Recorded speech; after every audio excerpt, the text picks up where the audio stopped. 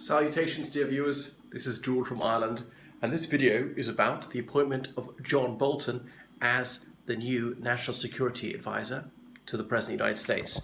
So, Lieutenant General McMaster is on his way out. Why was McMaster suddenly dismissed? Appears to me for disagreeing with President Trump.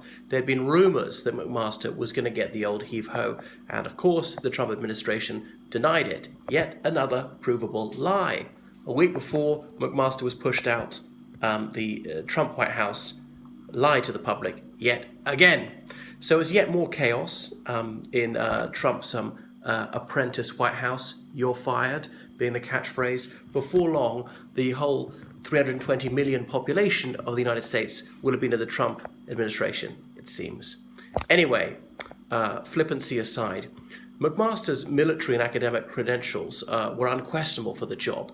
It appears that he was dismissed for not being a yes man, and anyone who knew anything about his work on Vietnam would realize he believed that the National Security Advisor must stand up to the president when he believes the president is wrong. McMaster's loyalty is to the United States as a whole, not simply to the individual who happens to occupy the presidency at that time. So he was no sycophant, and he did his duty, and he got booted out for it. So John Bolton is coming in.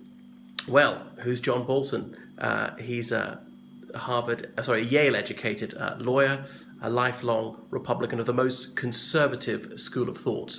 Though he did admit that he deferred his draft call-up in the 70s because he had no wish to get killed in a war which Edward Kennedy and others had already lost, as he saw it, which seemed to be a bit of a cop-out.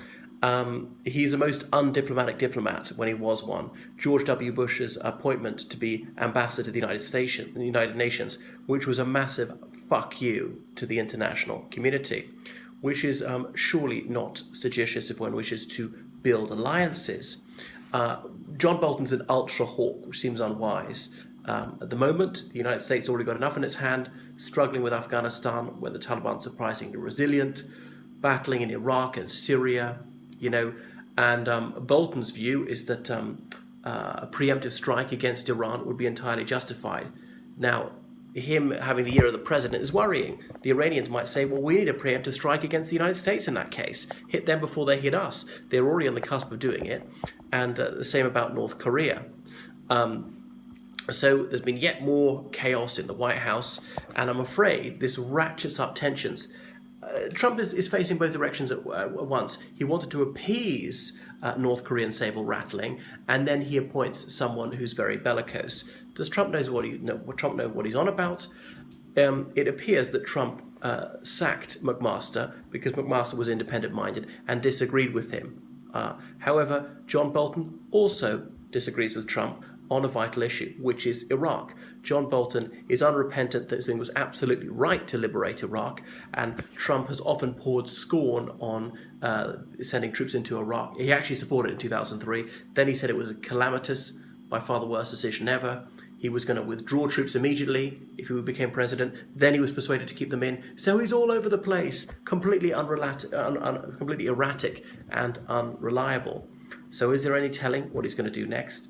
Well, as Bolton is in a position to persuade the president, it may well mean military action in Iran, North Korea, and my goodness, wherever else.